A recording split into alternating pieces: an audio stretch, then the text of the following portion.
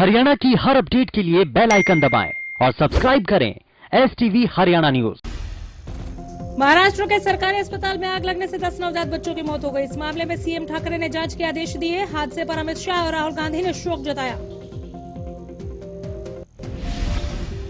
CM Manohar Lal ने गृह मंत्री अमित शाह से मुलाकात की। इस दौरान किसान आंदोलन समेत कई अहम मुद्दों पर दोनों के बीच चर्चा हुई। किसान आंदोलन का आज 45वां दिन है। लगातार किसान सरकार के खिलाफ विरोध कर कृषि कानूनों का विरोध कर रहे हैं।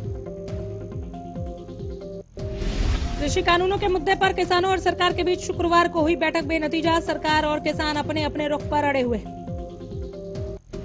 बैठक में कृषि मंत्री ने कहा कि किसान नेताओं को देश हित में आंदोलन को वापस लेना चाहिए। बैठक में सरकार ने यह भी साफ कर दिया कि कानून वापस नहीं लेंगे। किसानों के साथ बैठक के बाद नरेंद्र सिंह तोमर ने कहा कि कृषि कानूनों पर चर्चा हुई लेकिन कोई फैसला नहीं हो सका।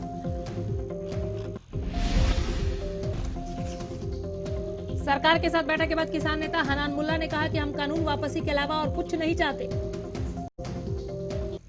किसान और सरकार के बीच नौवें दौर की वार्ता बेनतीजा रहने के बाद किसानों की नाराजगी जाहिर है। अंबाला में हरियाणा पंजाब सीमा पर शंभू टोल प्लाजा पर बैठे किसान बोले, सरकार अपने अड़ियल रवैये पर अड़ी हुई है। घरौंडा के कैमला गांव में बस्ताड़ा टोल प्लाजा पर बैठे किसान और कैमला गांव के लोग आपस में भिड़ गए। दरअसल 10 जनवरी को कैमला गांव में सीएम किसान महापंचायत कार्यक्रम में शरीक होंगे, जिसके विरोध में किसान आंदोलन पर बैठे हैं।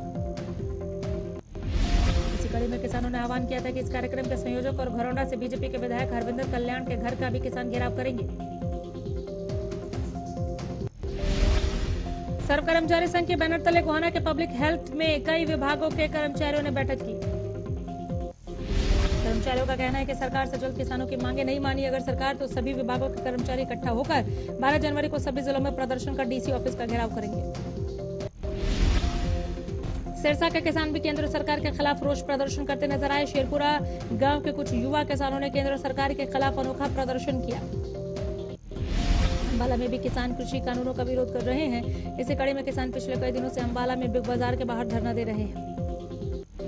अलवर के अटोहा चौक पर कृषि कानूनों को रद्द करवाने और एमएसपी पर लिखित में कानून बनवाने की मांग को लेकर किसानों का धरना जारी है। फतेहाबाद में रतिया में किसानों ने दिल्ली बॉर्डर पर बैठे किसानों के लिए 4 क्विंटल मिठाई और दूसरे खाने का सामान तैयार किया। रेवाड़ी में ग्राम सचिव पद के लिए आज और कल परीक्षा हो रही है। परीक्षा के दौरान स्टाफ को भी परीक्षा केंद्र में फोन नहीं ले जाने की अनुमति। इस दौरान बिना मास्क वाले लोगों की परीक्षा केंद्रों पर एंट्री नहीं होगी। ग्राम सचिव परीक्षा के मद्देनजर प्रशासन भी पूरी तरह से अलर्ट है। हाथी में कैंसर जैसी बीमारियों से ग्रस्त व्यक्तियों का बीमा करवाकर लाखों रुपए के क्लेम हड़पने वाले बड़े गिरोह का पर्दाफाश हुआ।